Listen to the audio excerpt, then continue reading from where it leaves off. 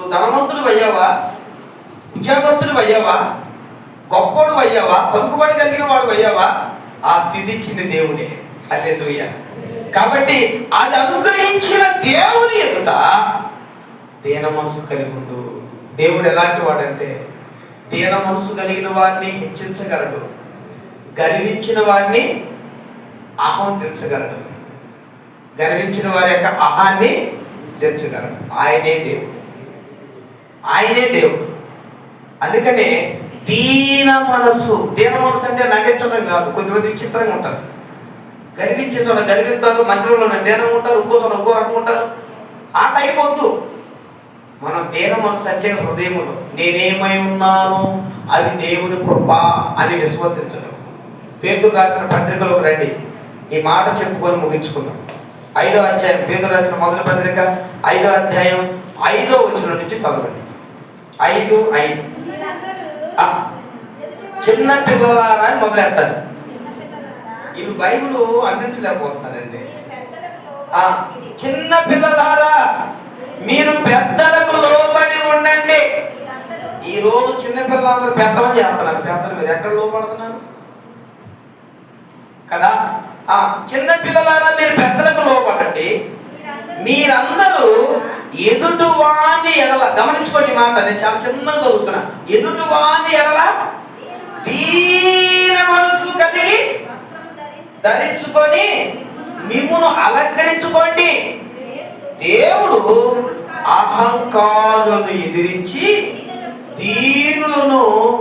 దీనులకు కృప అనుగ్రహించును. ఎంత గొప్ప మాట అండి. దీన మనసు కలిగి ఉండమని దేనికో తెలుసా? నిన్ను హెచ్చించాలని. అదే నీకు తెలియదాయే. నేనెందుకు తగ్గాలి, నేనెందుకు తగ్గించుకోవాలి, నాకేమో తక్కువ, నా దగ్గర లేదా, ఉందనే దాచుకో, జాగ్రత్తగా దొంగలు పడతారు.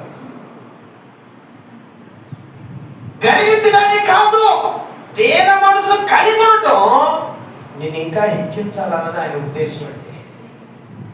దేవుడు ఎలాంటి వాడంటే అహంకారులను ఎదిరిస్తాడు, దీనులకు కృప అనుగ్రహిస్తాడు.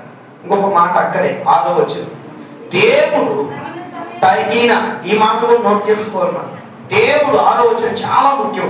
దేవుడు తగిన సమయమందు మిమ్మును హెచ్చించున్నట్లు ఆయన బలిష్టమైన చేతి క్రింద దీన మనస్కులై ఉండండి. దేవునికి స్తోత్రం చెప్పండి. హల్లెలూయా, హల్లెలూయా, హల్లెలూయా, హల్లెలూయా, హల్లెలూయా. ఒకసారి హల్లెలూయా.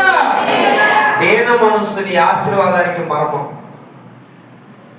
దీన మనసుని ఆశీర్వాదానికి మర్మం. గర్విస్తే ఉన్నది పోగొట్టుకుంటాం. అహంకారంతో ఉంటే మొదటి స్థితి వచ్చింది, మొదటి స్థితి. అలాంటి వాళ్ళ సమాజంలో మీరు చూస్తున్నారు, నేను కాదు, మీరే చూస్తున్నారు. కొద్దిమంది చెప్పుకుంటూ బతుకుతున్నారు, మా తాతల కాలంలో కారులో తిరిగేవాడిని, ఈయన చెప్పులు లేకుండా తిరుగుతున్నాడు రోడ్డు మీద, ఇప్పుడు చెబుతుంటాడు దాని గురించి. అర్థమైందా? చెప్పులు లేకుండా రోడ్డు మీద తిరుగుతా ఏమంటాడు, మా తాతల కాలంలో మేము కారులో తిరిగామంటాడు. ఇప్పుడు నేనేం చేస్తున్నాడు, అరే డబ్బులు ఇరా బాబు చెప్పులు కొట్టుకుంటా అనే స్టేజ్లో ఉన్నాడు. వాస్తవమా కాదా? వద్దండి. గర్వించటం చాలా ప్రమాదం. అందుకని ప్రభు చెప్పాడు దీన మనసు. లెక్క చేయట్లేదండి. దీనంగా ఉంటే ఎవరో లెక్క చేసిన పని ఏంటి? దేవుడు ఉన్నాడు. ఆ దీనులను ఆశీర్వదించడానికి దేవుడు ఉన్నాడు.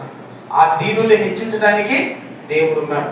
తనంత తగ్గించుకున్నవాడు హెచ్చింపబడునని చెప్పిన దేవుడు ఉన్నాడు. ఆయనే ప్రభువైన యేసుక్రీస్తు. హల్లెలూయా. కాబట్టి ఇవే కదా దేవుడు మన దగ్గర ఆశిస్తుంది. ఏది? ఈ మూడే. ఒకటి, న్యాయంగా నడుచుకోవటం, కనికరమును ప్రేమించటం, దీన మనసు కలిగి ఆయనకి ఇష్టంగా జీవించటం. ఈ మూడు కలిగి ఉండి, నేను మళ్ళా చెప్తున్నా, దేవుడికి మీరు ఏది ఇస్తున్నా ఆయన సంతోషిస్తాడు. ఆయన సంతోష పెట్టే విధానం ఇది.